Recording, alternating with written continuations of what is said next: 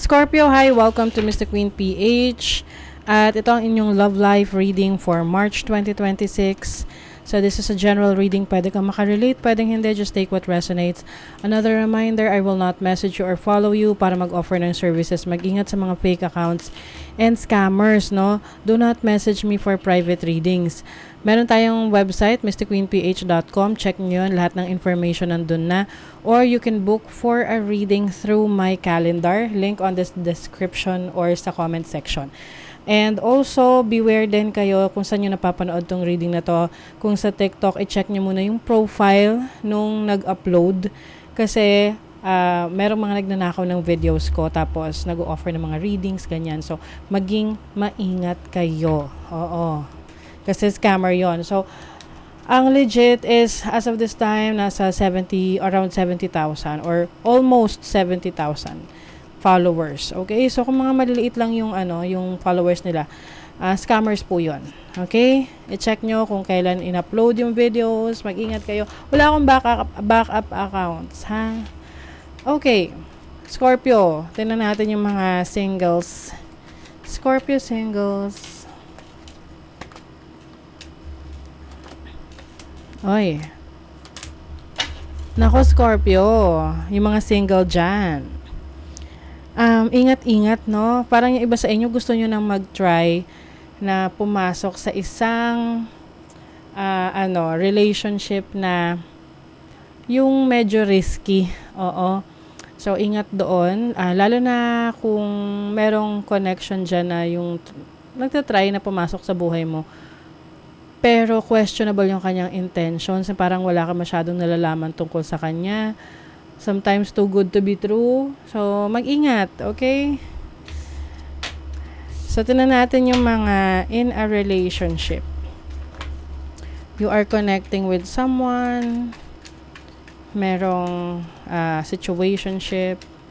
For Scorpio, love life in a relationship, March 2026. What's the energy? Oh, okay. Yung iba sa inyo gusto niya nang umalis sa relationship. Bakit? Kasi may iba ka ng options. Pwede kasing medyo nasasakal ka sa connection mo with your person. Or parang feeling mo you are limited. Feeling mo hindi ka na naaasikaso or binabaliwala ka na. It can be, pwede rin merong involvement ng another person na may option ka na ngayon na hindi ka na yung tipong wala kasing choice kaya nagsastay ka sa relationship na yan. So this time around, you know what you want in terms of relationship and you're going to pursue what will make you happy. So ito namang options mo, pwedeng options mo, isa sa option mo maging single o kaya to focus on your career or there's a new person, pwedeng ganon. But I feel like some of you, you don't like the situation that you are in right now. You want someone na nandyan for you, who will take care of you. Hindi yung nandyan lang kapag may kailangan sa'yo. Ayan meron ditong feeling betrayed.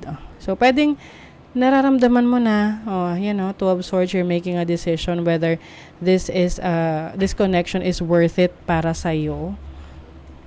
Kasi pwedeng the person that you're dealing with medyo two-faced or yung tipong paiba-iba ng inconsistent siya. Oo. I also see that this person ay yung bang tipong kapag nararamdaman niya na gusto mo nang umalis, saka siya nag-e-effort tapos pag alam niyang okay ka na ulit, saka kanya pinapabayaan. So, this person can be someone na hindi nakikinig, no? Hindi nakikinig sa'yo kapag meron kang concerns.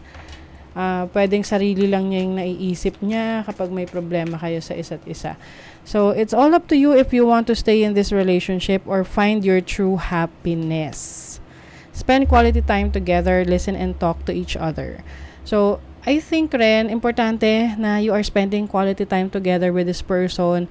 Kasi kung hindi niya nagagawa, paano mag-strengthen yung relationship ninyo?